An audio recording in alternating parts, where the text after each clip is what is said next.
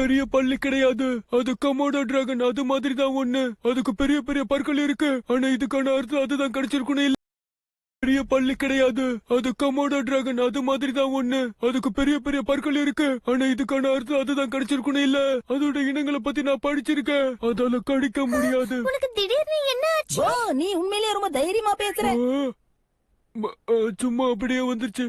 அப்போ கசாமா அங்க விட்ட விஷயம் 33னா, அப்போ 33rd ஜெனரேஷன் இந்த மோசமான ஸ்டூடெண்ட்டும் நம்ம சஸ்பெக்ட் தான். ஏன்னா அவரோட பற்களுமே மோசமா தான் இருக்கு.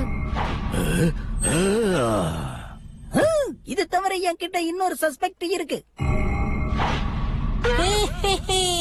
என்ன சொன்ன மசாவா? என்ன விஷயம்னா எல்லார் மாதிரி நார்மலா தெரியக்கூடிய மனுஷன் எப்பவுமே குற்றவாளியா இருக்கணும். எனக்கு ஒரு விஷயம் நல்லாவே தெரியும். கசாமா மேல நேத்து தாக்குதல் நடந்திருக்கு. பாவம் கசாமா, அவன் பாதிக்கப்பட்டு நமக்காக ஆதாரத்தை கொடுத்திருக்கான். கசாமா அந்த மாதிரி பண்ணிருப்பானா? முதல்ல இந்த மெசேஜுக்கான தகவலை நாம தெரிஞ்சுக்கணும். ஷின்சன், உனக்கு ஏதாவது இப்ப புரியுதா? நான் ரொம்ப நல்லா புரிஞ்சுக்கிட்டேன். ஒரு குப்பையை கலரும் போதுதான் பல கேள்விகள் எழும்பும். நீ என்ன உளறிட்டு இருக்க? என்ன காசுகாவே டிடெக்டிவ் கிளப்பா?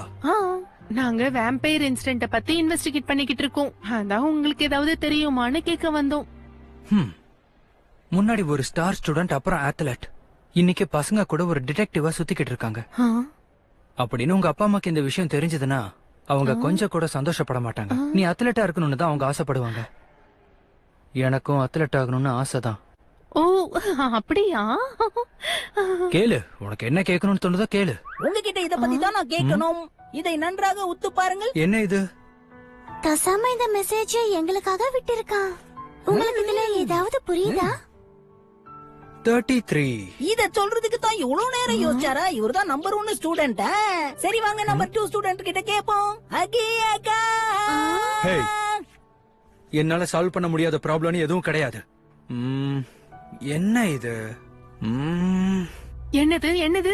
உங்களுக்கு கல்பிரேட் யாருன்னு தெரியுமா? இப்ப அதுக்கு என்ன அவசரம்? முதல்ல இங்க இருந்து கிளம்புங்க. நாளைக்கு வந்து என்ன பாருங்க.